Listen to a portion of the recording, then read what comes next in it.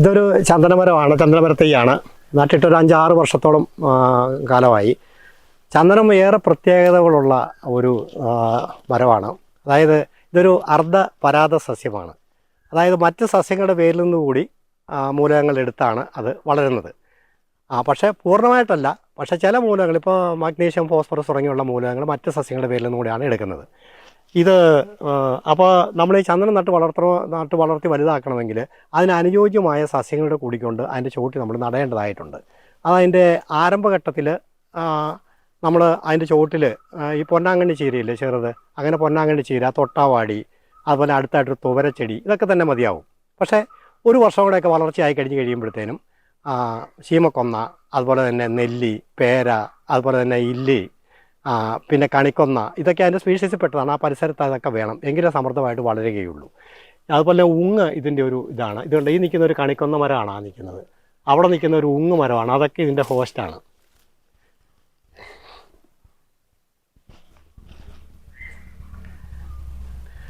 ഇതിപ്പോൾ ഏറ്റവും പ്രധാനമായിട്ട് വേണ്ടത് നല്ല സൂര്യപ്രകാശമാണ് വേണ്ടത്. നല്ല സൂര്യപ്രകാശമുള്ള സ്ഥലത്ത് മാത്രമേ അത് സമൃദ്ധമായിട്ട് വളരുകയുള്ളൂ.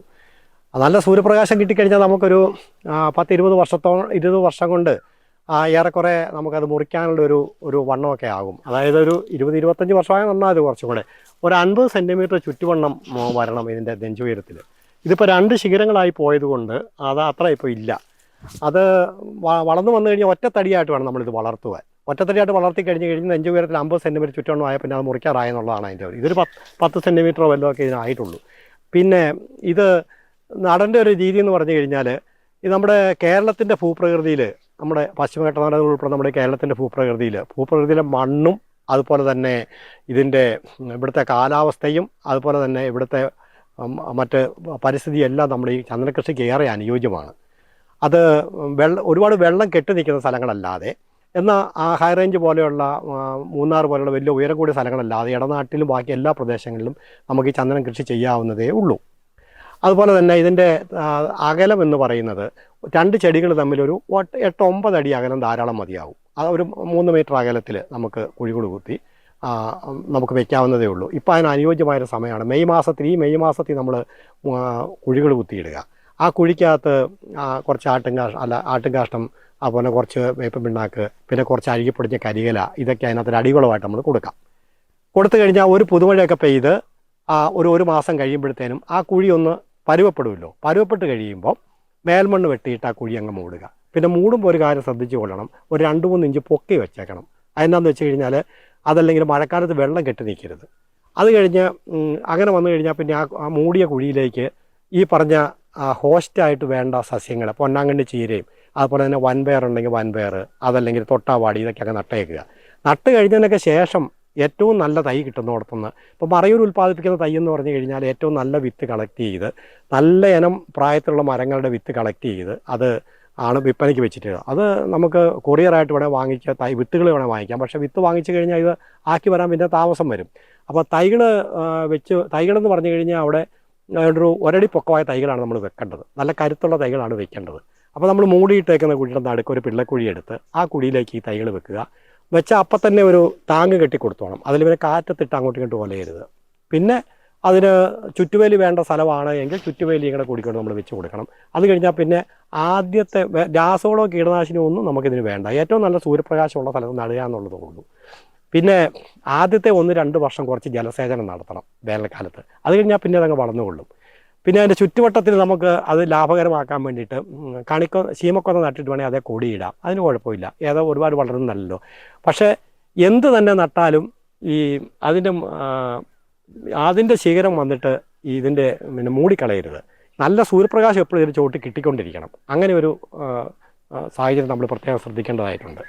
അങ്ങനെ വന്നു കഴിഞ്ഞാൽ നല്ല സംരക്ഷണം കൊടുക്കുകയാണെങ്കിൽ നമുക്കൊരു 15-20 വർഷം കൊണ്ട് നമ്മൾ ഉദ്ദേശിക്കുന്ന ആ ഒരു തലത്തിലേക്ക് നമുക്ക് ഇതിനെ വളർത്തിക്കൊണ്ട് വരുവാൻ കഴിയും.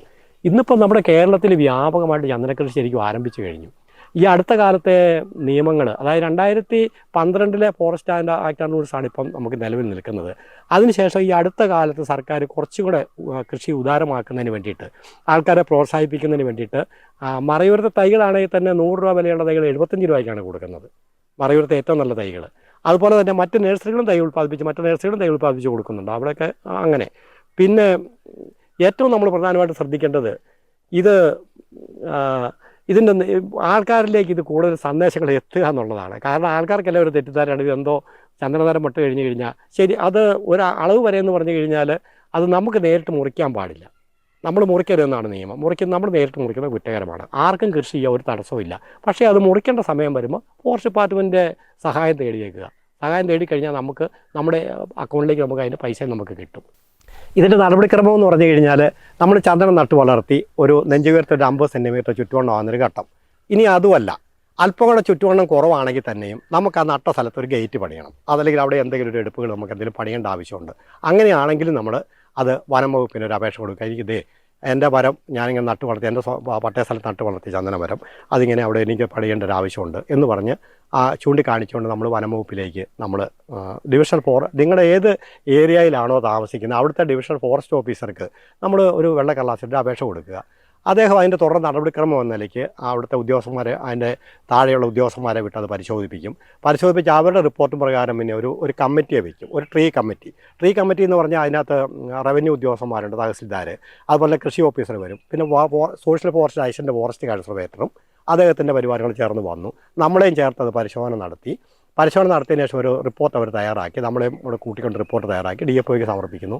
അത് പരിശോധിച്ചിട്ട് DFO മുറിക്കാൻ ഉത്തരവിടുന്നു. DFOയ്ക്കാണ് മുറിക്കാൻ ഉത്തരവിടാനുള്ള അധികാരം. മുറിക്കാൻ ഉത്തരവിട്ട് കഴിഞ്ഞാൽ പിന്നെ അതിൻ്റെ തുടർ നടപടിക്രമങ്ങൾ അതിൻ്റെ താഴോട്ടുള്ള ഉദ്യോഗസ്ഥന്മാരെ നടത്തിക്കൊള്ളും. അത് മറയൂർ ഡിപ്പോയിലേക്ക് എത്തിക്കും. അങ്ങനെ നമ്മളിത് ഇവിടുന്ന് മുറിച്ചുകൊണ്ട് പോയി കഴിഞ്ഞ് കഴിഞ്ഞാൽ മുറിക്കുന്നത് പച്ചച്ചന്ദനം മുറിക്കാൻ പാടില്ല എന്നാണ് നിയമം. പക്ഷേ പ്രത്യേക സാഹചര്യത്തിൽ മുറിക്കുകയും ചെയ്യാം. നമ്മുടെ ജീവന ഭീഷണിയാകുന്നതോ അതല്ലെങ്കിൽ മറ്റേ നമ്മുടെ വസ്തുക്കൾക്ക് ഭീഷണിയാകുന്ന മരമാണെങ്കിലോ അതല്ലെങ്കിൽ ഇനി പിടന്നു വീണ മരമാണെങ്കിലോ അല്ലെങ്കിൽ ഉണങ്ങിയ മരമാണെങ്കിലോ അല്ലെങ്കിൽ തക്കതായ ഒരു ആവശ്യം നമുക്കുണ്ടോ എങ്കിലും പച്ച ചന്ദനമരം മുറിക്കും. അങ്ങനെ മുറിച്ചുകൊണ്ട് പോകുന്ന ചന്ദനമരം മറയൂർ കൊണ്ടുപോയി അത് സ്വാഭാവികമായിട്ട് ഉണങ്ങാൻ വേണ്ടിയിട്ട് ഒരു കുറച്ച് കാലം അവിടെ വയ്ക്കും. ഏതാണ്ട് ഒരു 6 മാസക്കാലം കൊണ്ട് അത് കൃത്യമായിട്ട് ഉണങ്ങിക്കഴിഞ്ഞതിന് ശേഷമാണ് അതിൻ്റെ ചെത്തി ഉരുമി അത് ലേലത്തിലേക്ക് പിന്നെ കടക്കുന്നത്. പിന്നെ അടുത്ത ഗസറ്റ് നോട്ടിഫിക്കേഷൻ പ്രകാരമുള്ള അടുത്ത ലേലത്തിലേക്ക് നമ്മൾ ഉൾപ്പെടുത്തും. പിന്നെ നമ്മൾ ശ്രദ്ധിക്കേണ്ട ഒരു കാര്യം, ഇവിടെ കേരളത്തിൽ എവിടെ വെച്ചിട്ടുള്ള ചന്ദനമരമാണെങ്കിൽ തന്നെയും മറയൂർ ചന്ദനത്തിൻ്റെ അതേ വിലയാണ് നമ്മുടെ ചന്ദനത്തിനും കിട്ടുക. അല്ലാതെ അതിനകത്ത് വേറൊരു തിരിവൊന്നുമില്ല. ഇതിൻ്റെ നടപടിക്രമങ്ങളെന്ന് പറഞ്ഞു കഴിഞ്ഞാൽ പണ്ട് ടിപ്പു സുൽത്താൻ്റെ കാലത്താണ് ഇതിന് ചന്ദനത്തിൻ്റെ ക്ലാസിഫിക്കേഷൻ നിശ്ചയിച്ചത്. അത് പിന്നെ ബ്രിട്ടീഷുകാരുടെ ഭരണം വന്നപ്പോഴും അവരത് അങ്ങോട്ട് പിന്തുടരുകയായിരുന്നു. അത് തന്നെയാണ് നമുക്കിപ്പോഴും പിന്തുടരുന്നത്. ചന്ദനം മുറിക്കുന്ന ഒരു പ്രൊസഷൻ എന്ന് പറഞ്ഞു കഴിഞ്ഞാൽ അത് ചുവടെ മുറിക്കുകയല്ല, അത് വേരോടെ പിഴുതെടുക്കുകയാണ്. വേരോടെ മണ്ണ് മാന്തി വേരോടെ പിഴുത് മറിച്ച് കഴിഞ്ഞതിന് ശേഷം വേരേന്ന് പോയ വേരും ശിഖരത്തേന്ന് പോയ ശിഖരങ്ങളും വരെ ഇത് നമ്മൾ കളക്ട് ചെയ്യും. അതായത് ഒരു ശിഖരം മുറിച്ച് കഴിഞ്ഞാൽ അതിൻ്റെ അറ്റത്ത് കാതിലുണ്ടെങ്കിൽ അതുവരെ നമ്മൾ കളക്ട് ചെയ്യും. അങ്ങനെയാണ് അതിൻ്റെ ഒരു രീതി. അതുപോലെ മുറിക്കുന്ന അളവെന്ന് പറഞ്ഞു കഴിഞ്ഞാൽ ആദ്യം കുറ്റി അങ്ങോട്ട് മുറിക്കും. കുറ്റി മുറിച്ച് കഴിഞ്ഞാൽ പിന്നെ ഓരോ മീറ്റർ കഷ്ണങ്ങളാണ് ആക്കുക.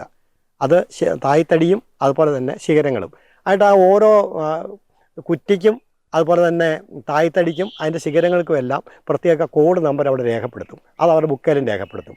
ആ നമ്പർ എന്ന് പറയുന്നത് ഇപ്പോൾ മറ്റേ വേരിനാണ് എങ്കിൽ R എന്ന് പറഞ്ഞിടും. എന്ന് പറഞ്ഞാൽ ഇത്ര മരത്തിൻ്റെ റൂട്ട് ഇത്ര അങ്ങനെ.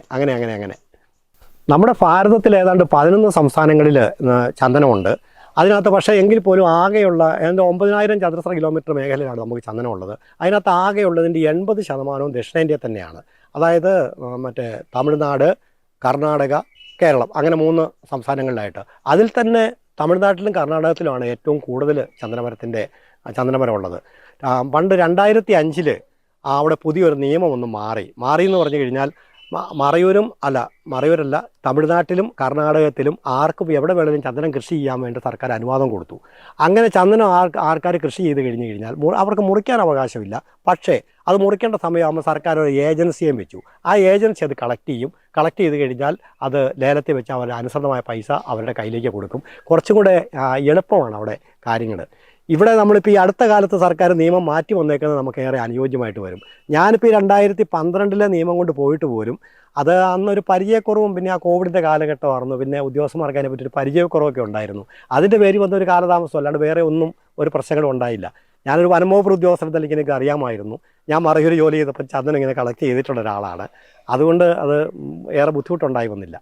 ചന്ദനം നമ്മുടെ ഭാരതത്തിൽ പല സംസ്ഥാനങ്ങളിലും ഉണ്ട് എങ്കിലും മഹാഭൂരിപക്ഷവും നമ്മുടെ മൈസൂർ, തമിഴ്നാട്, കർണാടക ഇങ്ങനെ സ്ഥലങ്ങളിൽ നിന്നാണ് കൂടുതലും ചന്ദനം വരുന്നത്. അവിടെ നമുക്ക് ഭാരതത്തിൽ ഒരു വർഷം 10,000 ടണ്ണോളം ചന്ദനത്തിൻ്റെ ആവശ്യമുണ്ട്.